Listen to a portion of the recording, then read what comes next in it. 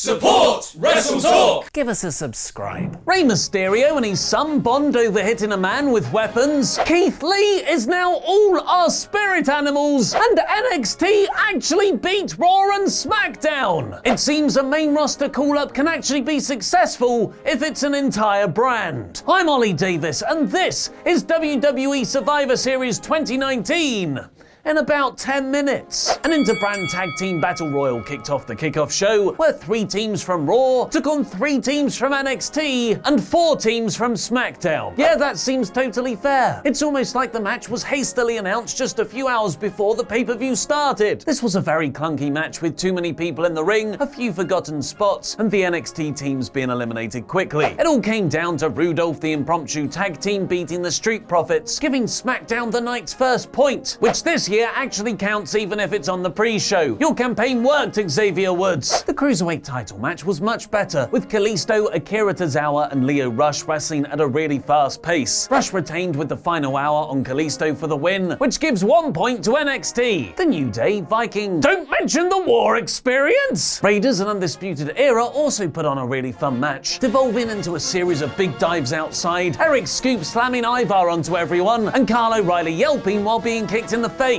It got even better near the end, with Kofi Kingston hitting a Trouble in Paradise on the ring post and getting taken out by Undisputed Era before O'Reilly and Fish got pinned by the Raiders. It was fun, but it's also such a shame Kofi feels like an afterthought on the pre-show. He was the WWE champion just last month, and now it's like Kofi Mania was for nothing. The main card opened with the women's elimination match, where everyone was very helpfully color-coded to know what brand they're on. Despite none of the NXT wrestlers selling the brutal War Games match from the previous night, about 5 minutes in, both Io Shirai and Candice LeRae could take no more because of said injuries. That better not be a really smart plan of misdirection, leaving Team NXT with a 2-person disadvantage. Rhea's come back from worse odds, like literally 24 hours before, but despite being in the babyface underdog position, they were suddenly booked as heels for the remainder. Everything kind of fell apart for a bit, before Cross, Kyrie, Carmella and Brooke were eliminated, and then Asuka started arguing with her teammate Charlotte, Queen misted her and eliminated herself. Lacey Evans, also a heel, then eliminated Charlotte. I don't know what's going on. Banks and Natalya then teamed up to eliminate Toni and Belair, for Sasha to then pin Natty, meaning that after having that initial disadvantage, Rhea is now in the final 2 going against the main roster's biggest heel. What a babyface underdog story that they booked her still as the heel for. Banks and Ripley actually wrestled a really good final section, with Sasha locking Rhea in the Banks statement for Candice and Io to run down, implying they were never really injured, and they cheated so Rhea could win. So Team NXT's masterful strategy was to take 2 of their wrestlers out for no reason, hope they'd make it to the last 2 despite being at a significant disadvantage of their own making, to interfere for the final member to win. It's pretty contrived. But NXT won and Rhea looks great, so it's all good. After the women's match, we get a recap of Kevin Owens helping NXT at TakeOver War Games before Seth Rollins questions him backstage, asking where his loyalties lie. Kevin says he's definitely Team Raw, and then questions Seth's loyalties, including a little Shield fist bump taunt.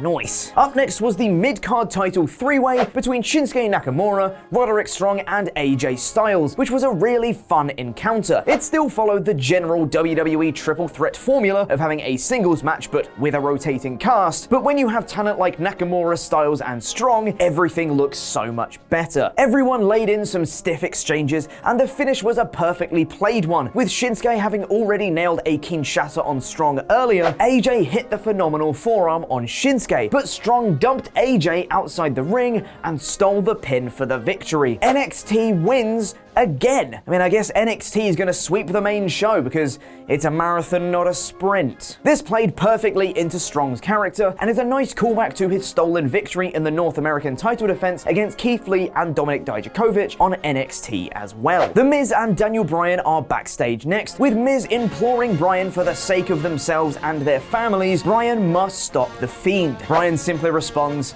"Get out of my face," and continues warming up for his match. This was pretty cool, and further plays into the Miz and Daniel Bryan's dynamic, which has never wavered throughout their entire careers. It's really quite the feat. Up next was possibly match of the night between Adam Cole and Pete Dunne for the NXT Championship. This match told a beautiful story, with both competitors selling their injuries from the night before, Dunne with his knee and Cole with his back and core. This was summed up perfectly with a sequence on the apron where Cole went for a Panama Sunrise, but his back gave out before Dunne attempted an X-Plex, but his knee gave out, leading into a tense back and forth where Cole would eventually hit the Panama Sunrise on the apron, hurting Dunne and also himself. It looked rad. The finish was equally incredible, with Dunne going for the bitter end before Cole countered into a Canadian destroyer. Yeah, I know, I don't understand how physics works either. This was followed up with a last shot for the victory for Adam Cole. This was a great match and really livened up a somewhat muted crowd. Not only that,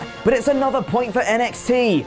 Wait. Up next was The Fiend versus Daniel Bryan for the Universal Championship, with The Fiend making his usual amazing entrance, this time with the title around his neck, almost making it look like a secondary mask around his mask. This was a relatively quick match in which Bryan delivered a whole bunch of offense, including missile dropkicks, yes kicks, a diving knee to the outside, and some dropkicks in the corner, only for The Fiend to keep getting back up. There was some beautiful camera work in which The Fiend rose up from behind Bryan like in a horror movie. It was really good.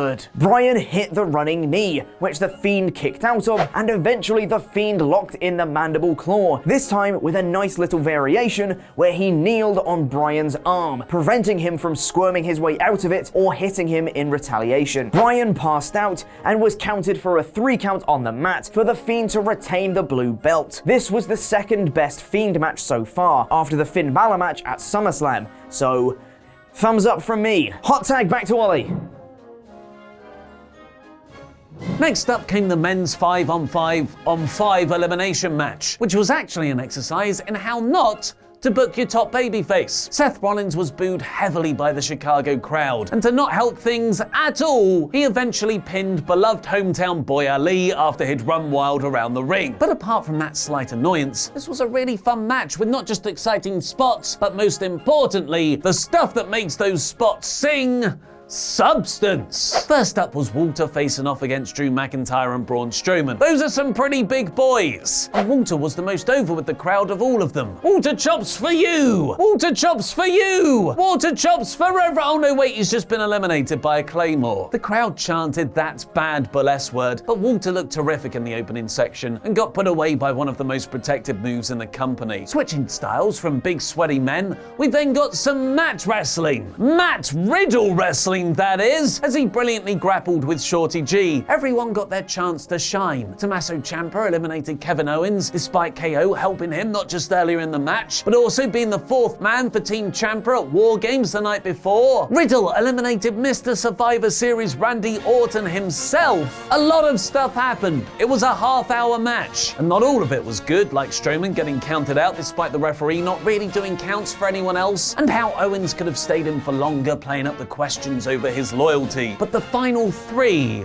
were terrific. It came down to the Shield brothers, Rollins and Reigns, taking on the last surviving member of Team NXT. Because when in doubt about how to get a former member of the Shield over as a babyface, you bring back the Shield. Wait a second, wasn't there another member of the Shield? I can't remember, was it? Oh yeah, it was Kurt Angle. But the man they were up against was Keith Lee, a man who's only just entered the main event scene in NXT, now up against the company's 2 top guys. And that's where the genius of this match came in. They made a star. With Nigel McGuinness jumping up and down in glee on commentary, Lee eliminated Rollins and then had an excellent final sequence with Roman before being put away himself. Reigns then put him over big time in the post-match angle, offering the fist bump of respect. Keith Lee is the new 3rd member of the Shield confirmed, carrying the men's elimination match momentum. Brock Lesnar then beat up Rey Mysterio dressed up as Doink the Clown, but also the Joker, but mostly Doink the Clown. This no-holds-barred match was neatly structured around Rey trying to get the steel pipe. But just when Eddie Guerrero's son, Dominic, was about to throw in the towel, Rey remembered Brock's true weakness, being punched in the dick. This led to a really fun father and son sequence of dual 619s and frog splashes, but Brock's gonna Brock, and he suplexed Dominic out the ring in F5 to ready to win. Quality family time. All those exciting matches built progressively throughout the card, leading to the women's three-way main event, a spot, to WWE's credit, that now feels totally normal for the women's division. Unfortunately, just like the last three-way to main event a major WWE pay-per-view, this one fell flat, was over-rehearsed, and never properly connected with the crowd. Becky Lynch, Shayna Baszler, and Bayley seemed to be wrestling at half speed compared to the rest of the roster, and it led to chants of boring and CM Punk from the crowd. Baszler won after nearly 20 minutes, making it a decisive overall victory for NXT, but a very lackluster main event. That's WWE Survivor Series 2019 in about 10 minutes. Vote in a poll above my head to give your rating, where you can choose from best of both worlds, three worlds I guessed,